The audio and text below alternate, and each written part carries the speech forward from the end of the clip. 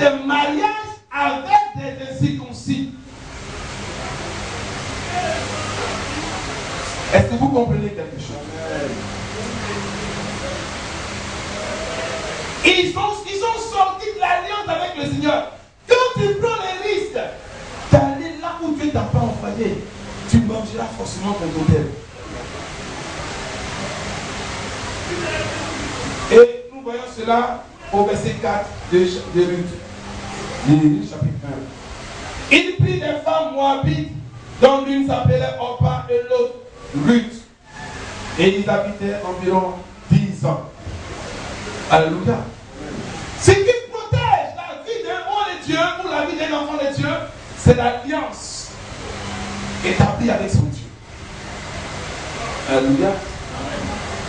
Et lorsque l'alliance est brisée, tu n'es plus sous la couverture du Seigneur.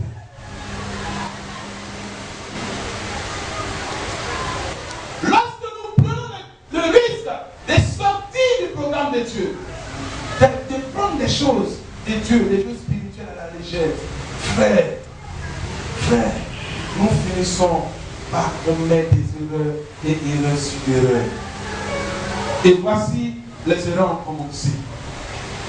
Non seulement, sans l'aval de Dieu, ils sont quittés sur le territoire là où Dieu voulait les influencer.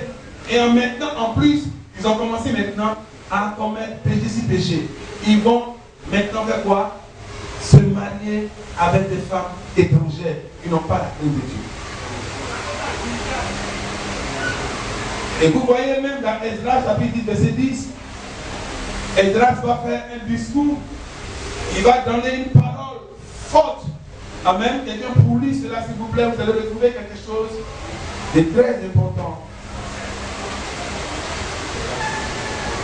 Esdras 10, 10.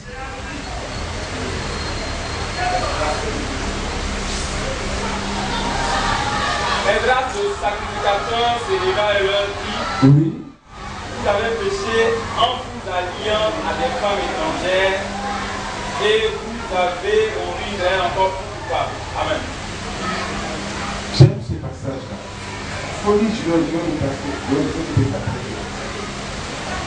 Esdras, le sacrificateur, s'éleva et leur dit, Oui. vous avez péché en vous alliant à des femmes étrangères et vous avez rendu Israël encore plus coupable. Alléluia. Parce que cela est dans la loi. Et lui, tout cela, ils sont venus après que la loi a été annoncée, n'est-ce pas? Mais ils ont oublié la loi, ils sont les alliés aux femmes étrangères.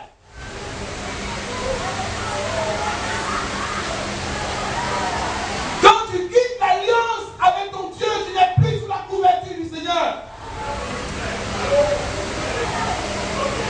Parce que ton alliance parle pour toi. Pourquoi il devait vivre encore? Ils étaient plus sur l'alliance, dans l'alliance. Ils sont rentrés dans la disgrâce. C'est fini. La troisième erreur, l'entêtement. Vous voyez, au même verset 4, début chapitre 1, il prit des femmes moabites et dont une se nommait Orpa et l'autre Ruth. Ils habitaient là environ 10 ans. Et quand vous lisez par la suite, Malchon et Kishon moururent, c'est aussi les deux moururent aussi. C'est ça? Tous les deux. Et Naomi resta privée de ses deux fils et de son mari.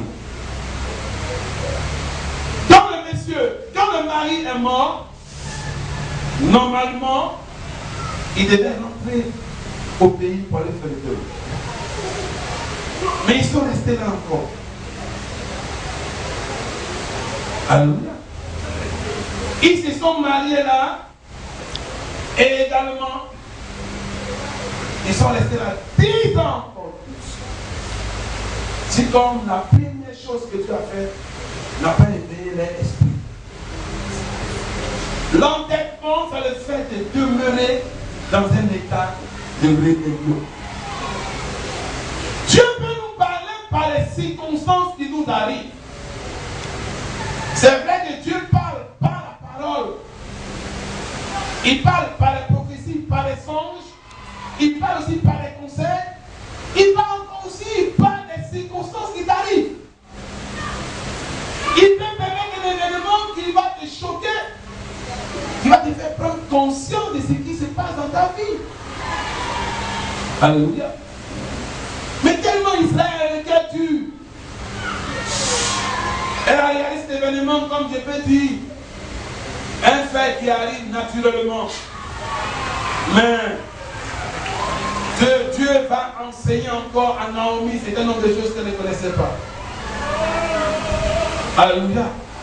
Il va enlever ses deux fils. Pas un seul, mais deux. Alléluia.